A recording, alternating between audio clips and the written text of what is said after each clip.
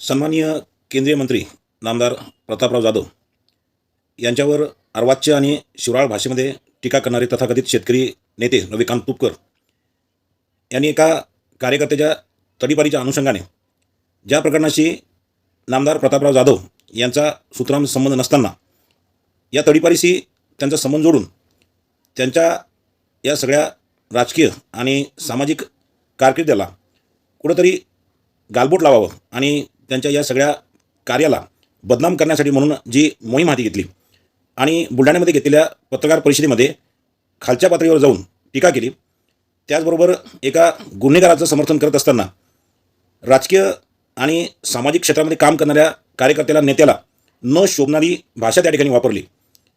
नामदार प्रतापरावजी जाधव साहेब हे अतिशय संयमी आणि सुसंस्कृत असे नेते आहेत. या रविकांत तुपकर यांच्या स्वस्तामध्ये प्रसिद्धी मिळवण्याच्या या केविलवाण्या प्रयत्नाला ते कुठल्याही प्रकारची दाद आणि कुठल्याही प्रकारचा त्या ठिकाणी प्रतिसाद देत नाहीत.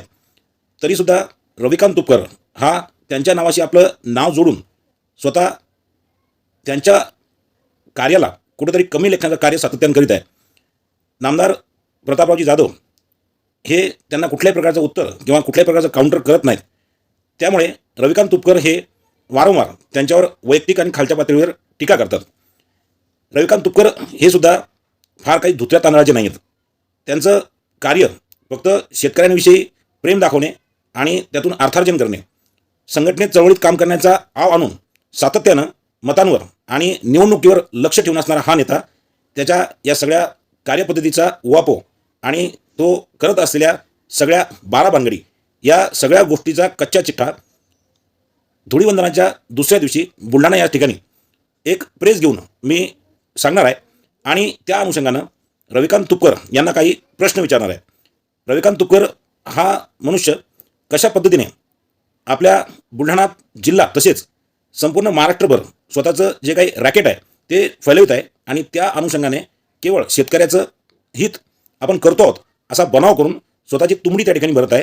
तो कशा पद्धतीने काम करतो, त्यांचं रॅकेट कशा पद्धतीने काम करते याचा भंडाफोड करण्यासाठी धुळीवंदनाच्या दुसऱ्या दिवशी होणाऱ्या पत्रकार परिषदेमध्ये मी सर्व गोष्टी क्लिअर करणार आहे आणि रविकांत तुपकर यांच्या या सगळ्या कार्याची माहिती माननीय मुख्यमंत्री, मुख्य गृह सचिव, त्याचबरोबर दोन्ही उपमुख्यमंत्री आणि प्रशासनातील सर्व वरिष्ठ अधिकाऱ्यांना देणार आहे.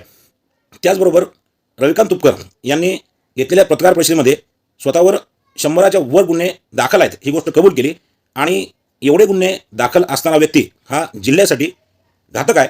या माणसाची त्या ठिकाणी तडीपारी झाली पाहिजे अशी मागणी मी अमरावतीचे विशेष पोलीस महानिरीक्षक यांच्याकडे केली आहे. तसेच आज बुलढाणा ग्रामीण आणि शहरी दोन्हीही पोलीस स्टेशनमध्ये तशा पद्धतीची मागणी केली आहे.